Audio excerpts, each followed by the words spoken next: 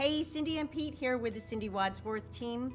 Today we are going to talk to you about what differentiates a successful agent from maybe a not so successful agent with your daily schedule.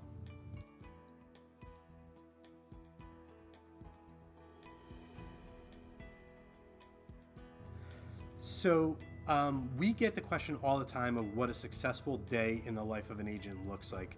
And we thought today would be a great time to discuss that. Cindy, being a productivity coach for over 9 years, has a great concept as to how to make that day a reality so that you can set yourself up for success. Cindy, what's one of the first things you would do in that scenario? Well, as I tell people when I'm coaching them, I try to make them understand their time. So I use an analogy to the lottery. When somebody wins the lottery, typically 3 years from when they win the lottery, what's their situation? They're usually back to being where they were before, or worse, maybe. Yeah, even typically bankrupt. worse. They usually are bankrupt. And I usually relate that to what a realtor has with time. They've won the lottery of time. Nobody taught that person what to do with their money to be able to invest it and make them more money. It's the same thing with a real estate agent. When they get into the real estate business, they've won the lottery of time and nobody has told them how to use that time. So typically they have a real tough time with their schedule. That makes a lot of sense.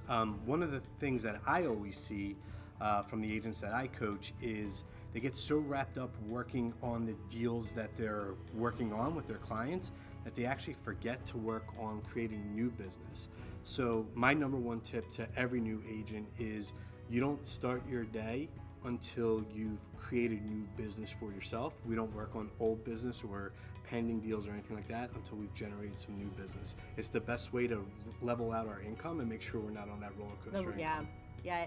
And I actually would like to take it one step before getting into working on their business and in their business, because every day you should start out with getting your mindset right. What does that look like? Well, if your mindset isn't in the right place, there's no way that you're going to be able to get on the phones or prospect in any fashion. So what we have practiced is called the Miracle Morning. Hal Elrod wrote a book, and Michael Mayer actually made it for a real estate agent, so you can relate to it, called the Miracle Morning. And there are 6 things that you do in the Miracle Morning. The premise of it is that you get up 1 hour earlier, which I know is really hard for some of you realtors, but 1 hour earlier than you typically would get up. It was hard for us too. It was definitely hard. And spend 10 minutes on each of these items. So the acronym is SAVERS, SAVERS. So do you want to start with S? Sure. So the first one is the easiest and the most difficult. It's called S for silence. So your first 10 minutes you want to just spend thinking to yourself, just general thought process. And I say it can be the most difficult because it's the easiest time to actually fall back asleep. Right. So you want to actually try and get out of bed first before you start working on the silence, and just being in gratitude for the little things you have in your life. Right. So A, the next one is for affirmations. You want to spend 10 minutes saying your affirmations of what you're going to do, what your goals are, what you're going to accomplish. You can either say them in your head or write them down. I'm always a big person of writing them down because you can, go back and look at them visually. Okay. And speaking of visually, the V is for visualization. This is another one that I've always had a struggle with, but the reality is you just want to spend about 10 minutes seeing what your future self and your future life looks like, seeing all the good things that are coming into your life, living in a world of abundance, what that looks like, and actually seeing yourself in that time in your life so that you can truly feel it through all your senses.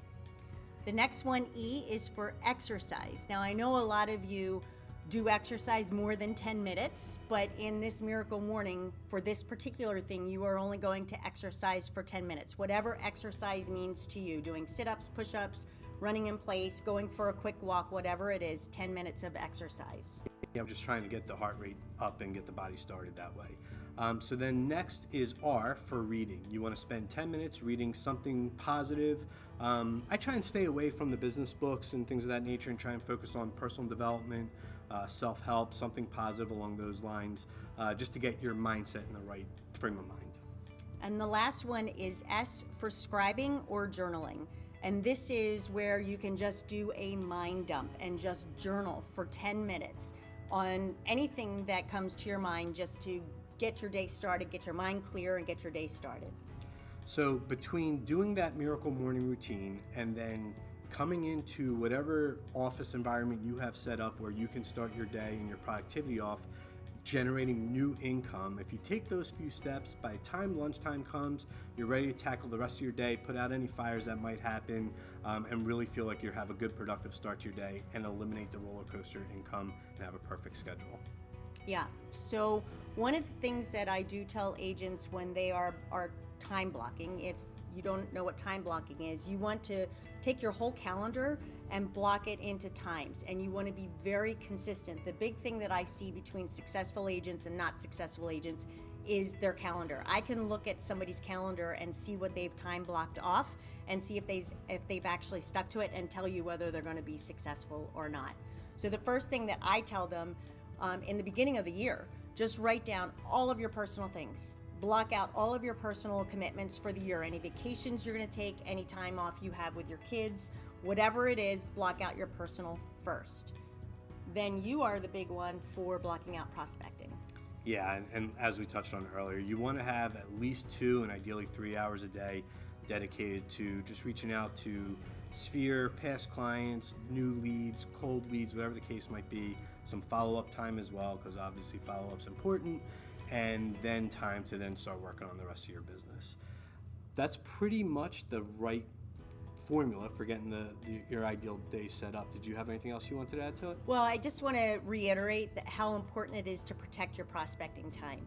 If you have an emergency and you have to erase your prospecting time, you need to replace it, and you need to replace it in that same day, because the further you get behind in erasing that prospecting time, the further you're going to get behind in your business. And what your prospecting time looks like today is going to be what your actual business and your income looks 90 days from now. So you really need to be very protective of that prospecting time. I love it. Hopefully you found this valuable. If you have any questions, feel free to reach out to us. You can connect with us at any time. We're always here to help.